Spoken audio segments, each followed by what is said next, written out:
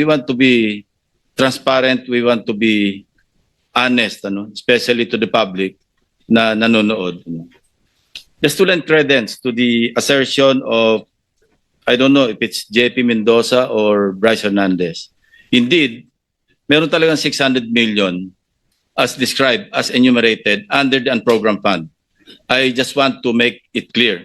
Sir, check ko lang po yung eksaktong date dito sa... Binasa niyo po kanina yung Opo. transcript.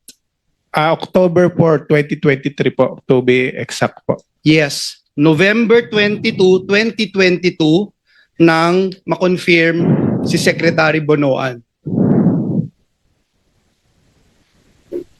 Sabi niyo din, Mr. Mendoza, are you aware? Kasi sabi niyo din po na miyembro si Senator Villanueva ng Commission on Appointments. Sabi niyo rin, October 2023. Tama po?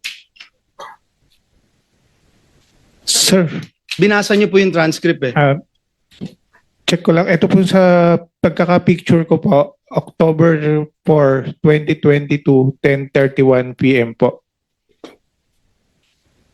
Hindi kakasabi mo Yes lang po. kanina, yan din ang sinabi mo sa House. Yung 2023 po dumating yung project po. I'm sorry. Magulo yata yun, Mr. Chair. Sabi mo 2023, yung binasa mo kanina at binanggit mo sa House. Sir, upon checking po, kasi ito po yung picture. Para ma-summary ko po, sir, okay lang po ba na ipaliwanag ko po? Ito po Go ahead, kasi... sige, para maliwanag. Apo. Sir, pwede po bang humingi rin ako ng parliamentary immunity? May legislative immunity. Legislative immunity po. Of course, alam mo naman yung conditions, di ba? Apo. Nasabi sa Apo. kanina may legislative immunity pero hindi rin totoo ang sinasabi. Baka pareho rin ang sasabihin mo. Hindi, ito po, para ma-explain ko po ng... Any objection? Hearing none, sige, granted. Ito po, sir. Ito pong time na to, nung papicturean po sa akin ni Boss Henry yung cellphone po niya kasi disappearing message po. That time po, ang sabi po ni Boss Henry, nagre-request daw po si Senator Joel ng pondo po. Nang almost parang ang pagkakabanggit ni Boss Henry is 1.5 billion. Subalit dun sa parang pumasok sa conversation po na napicturan, isang kayang ialat lang po sa kanya ni Secretary Bonoan is 600 million. Totoo naman I'm po. sorry, Mr. Chairman. There's nothing there. Kahit na Actually, picture lang yung pinicture mo, there's nothing there that states that, is this a new allegation that you're talking about? Actually, papaliwanag ko lang muna po, sir. Ang kaya lang po ni Secretary Bonoan that time is 600 million na ibigay. Kaya sa conversation po, This was Parang- in October 2022. yes po, Okay. nung nagre-request nung October 22. Okay, Mr. Chairman, can I finish on that? Kasi lumalayo na po siya. Allow the resource person to finish the narration before Okay. we interject. Okay. Yung katulad nga po ng sinabi ni D.E. Henry noon, kung nagpa-follow up si Sen. Joel, totoo naman po na ang nire-request niya is mga multipurpose building. Pero that time na hindi kayang ibigay yung amount na hinihingi ni Senator Joel, ang kaya lang ni Secretary Manny Bonoan po noong time na yun is 600. So, hindi maaabot yung target na almost 1 billion na mahigit. Naisipan po ni D.E. Henry na i-convert sa flood control yung 600 million na which is kinuhanan po ng 25% yung mga kontraktor para ang maging total is 150 million. Kung sinasabi po kanina na yung project po lumabas po siya ng 2023, wala po siya sa GAA.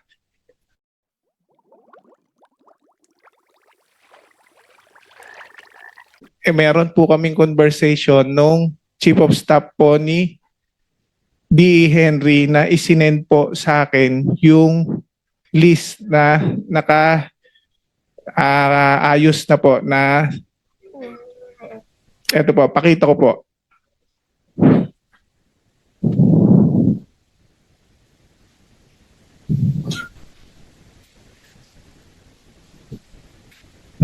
check mo natin.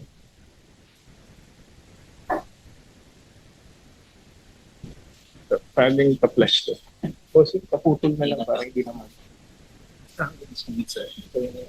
Tama na lang, sir.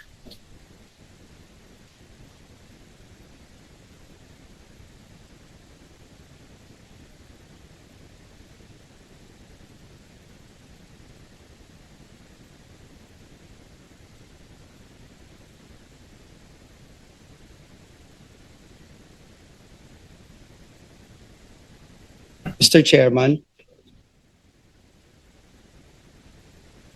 Not germane to my questions kasi, Mr. Yung Chairman. sinasabi mo, excuse me, Senator Joel. Sinasabi mo, meron kang screenshot ng conversation mo with Senator Joel? Pinapicturan po sa akin Sino kausap ni Senator Joel? CDA Henry po.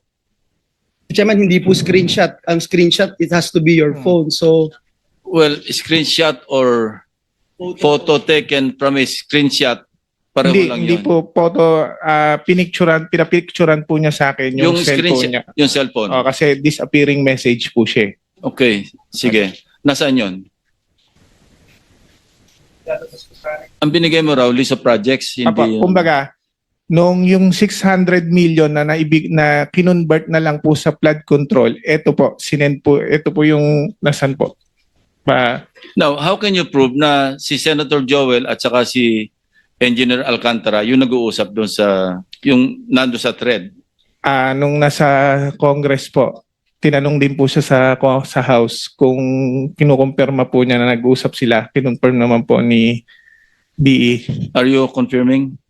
I confirm, nung last time po sa Congress, ang kinonfirm ko lang po na si Senator Joel po ay nag-follow up sa akin na pwedeng malagyan ng building, school building po ay multipurpose building, baka pwedeng mabigyan po ni Secretary. Meron daw po request pero pinapapollow up niya lang po sa akin. Pero there is no such thing as flood control, Your Honor. Yun po ang bilanggit ko sa Congress po. We want to be fair. We want to be transparent. We want to be honest, especially to the public na nanonood. Just to lend credence to the assertion of, I don't know if it's JP Mendoza or Bryce Hernandez. Indeed, meron talagang 600 million as described, as enumerated under the unprogrammed fund. I just want to make it clear. But we will have to deal with this in the next hearing. Ito yung kiniklaim nyo na in-insert ni Senator Joel sa Bulacan. Opo, And I Your Honor. counted, there are 7 items or 8 items Eight with po. 75 million pesos each. So I computed that's exactly 600 million. Yes po, Your Honor. Okay. So okay na doon. Your Honor, meron pa nga po akong follow-up na picture pala ng Later na yan, later sige na. po. Okay po. Ito naman ang para sa iyo. Natatandaan mo ba na nag-file yung lawyer mo ng motion to lift contempt order para sa iyo? Dahil na-contempt ka na under the Sana po, Your Honor, Previous. para po okay. makagawa po ako ng Natatandaan mo ba yung ebidensya. attachment mo doon? Anong mga attachments mo doon?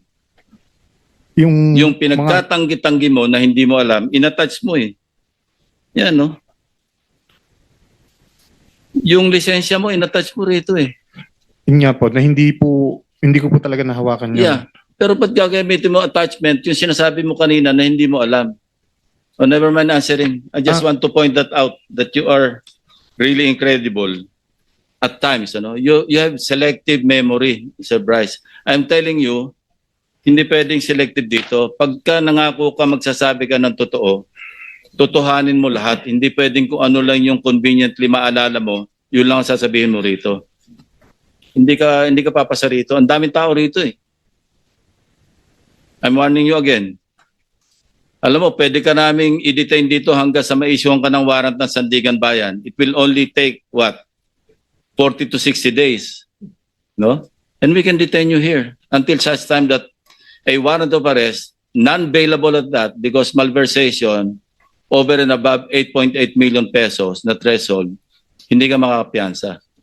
So you better think many times, Mr. Bryce and JP De Guzman. Cook na kayo eh. wag na kayong lumusot. Magsabi na kayo, alam nyo, may tinatawag tayong redemption. Whether it's redemption here or redemption there, it's still redemption. So you better, mag-reflect kayo mabuti. That's my advice. Your Honor, regarding po dun sa lifting of contempt, Oh, never mind. I just, I Para already po made sa- my point. In-attach mo eh. Tinatanggi mo kanina, attachment mo. Senator Bongo. Salamat, Mr. Chair. Just a short question lang po sa DBM, no?